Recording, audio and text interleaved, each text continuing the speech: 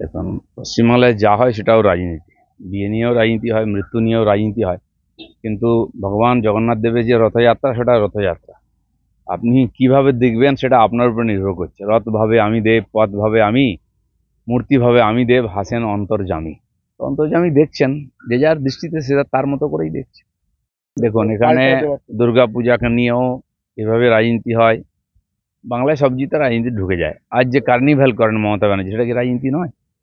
ঠিক সেরকম ভাবে রামনবমীকে নিয়েও রাজনীতি হয়। এটাও ধার্মিক উৎসব। বিজেপি বা অন্য সংগঠন শুরু করেছে, বিজেপি সমর্থন করেছে, টিএমসিও শুরু করে দিয়েছে। তো জগন্নাথ মহাপ্রভু কেন বাদ থাকবেন? তাকে নিয়েও রাজনীতি হচ্ছে। সেন্ট্রাল রেভিনিউর যে রথ, সেটাও কয়েক বছর ধরে হচ্ছে। হ্যাঁ, এটা ঠিকই যে বিজেপি সমর্থিত লোকেরাই সেটা শুরু করেছেন, তারাই চালান। তো বিজেপি চাইবে একটা তার অল্টারনেটিভ দিতে।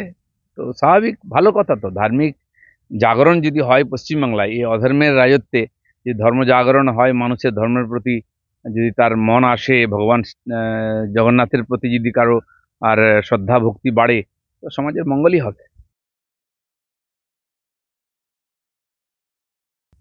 দেখুন, এই যে টাকা দিয়ে মুখ বন্ধ করে দেওয়ার রাজনীতি মমতা ব্যানার্জি শুরু করেছেন, আরজি করের অভয়ার বাবা মাকে 10 লাখ টাকা ঘুষ দেওয়ার যে চেষ্টা, তারা রিফিউজ করেছিলেন। এখানেও তাই হয়েছে। যেভাবে অপমানজনকভাবে তাদের এমএলএ কে ফিরিয়ে দিয়েছেন ওখান থেকে, আর মৃতার মা, এটা তো খুবই চিন্তাজনক এবং লজ্জাজনক। তার মুখ বন্ধ করতে হবে, সে তো টাকা চায়নি। বহু কষ্টে তার একটি মেয়ে হয়েছিল, 3বার সন্তান নষ্ট হওয়ার পরে, আর তার সমস্ত দিয়ে তাকে ইংলিশ মিডিয়ামে পড়িয়ে তাকে মানুষ করার চেষ্টা করেছিল। কলি খালি হয়ে গেল, সে টাকা নিয়ে কি করবে? যে কোনোভাবে এই সরকারের কাছে টাকা, সকাল থেকে মমতা ব্যানার্জি টাকা দেয় না, টাকা দেয় না, তার নেতারা টাকা দাও, টাকা দাও।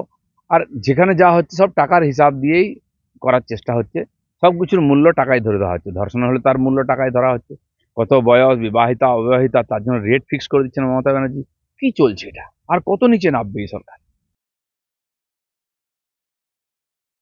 উনি তো অনেক কিছু বলেছেন। যখন প্রথমবারে আহ, অর্জুন সিং আমাদের পার্টিতে এসেছিলেন, উনি ব্যারাকপুরে গিয়ে বলেছিলেন যে অর্জুন সিংকে 2 লাখ ভোটে হারাবো, না হলে রাজনীতি ছেড়ে দেবো। তো 19 সালের কথা, সেসব লোকেরা দেখেছে। উনি ঘাটাল মাস্টার প্ল্যানেও ওনারা অনেক কিছু ডায়লগ দিয়েছিলেন, করে দেবো, নাহলে রাজনীতি ছেড়ে দেবো। রাজনীতি ছাড়েন না, ভবিষ্যৎবাণী করেন, আর অনেকেই এটা করেন।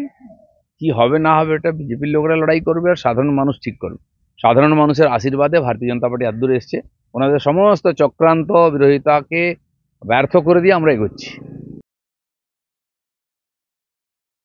না না, ঠিকই আছে। ওনারা এখানকার যে প্রসাদ দিয়েছেন তার একটা ভেদ হয়েছে, যে কোথা থেকে এসে, সাধারণ দোকান থেকে এবং অন্য ধর্মের লোকেদের দোকান থেকে নিয়ে এসে প্রসাদ হিসাবে দেওয়া হয়েছে। লোকের ভক্তি নিয়ে ছিনিমিনি খেলা হচ্ছে। ভারতবর্ষে প্রসাদের প্রতি মানুষের শ্রদ্ধা আছে। রাম মন্দিরের প্রসাদও এখানে বাড়ি বাড়ি এসেছে। তো জগন্নাথ মহাপ্রভুর প্রসাদ যে লোকে বাড়িতে বসে পেয়ে যায়, খুবই আনন্দের কথা। নিউটন পাথরঘাটায় বুথ কমিটি গঠন নিয়ে বিজেপি দুপক্ষের মধ্যে গন্ডগোল, চেয়ার ভাঙছে গতকাল রাতে।